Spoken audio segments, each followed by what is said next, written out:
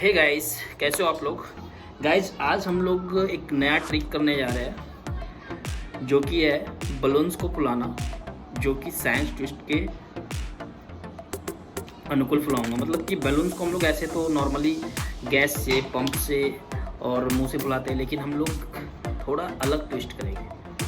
तो यदि आपको ये जानना है तो प्लीज़ मेरे वीडियो को देखिए, और यदि मेरे आपने चैनल को अभी तक सब्सक्राइब नहीं किया तो प्लीज़ सब्सक्राइब कर ले, और यदि आपको मेरा वीडियो अच्छा लगे तो प्लीज़ लाइक और शेयर ज़रूर करें ताकि मुझे मोटिवेशन मिलता रहे।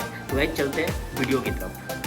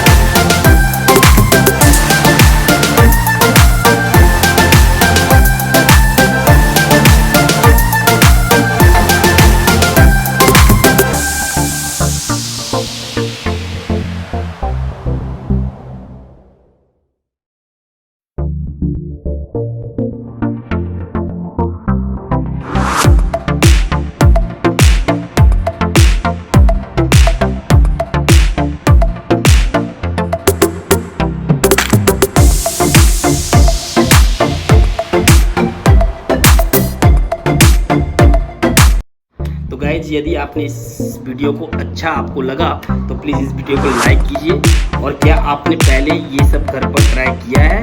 अगर नहीं किया है या किया है तो प्लीज़ कमेंट सेक्शन में ज़रूर बताइए। तब तक के लिए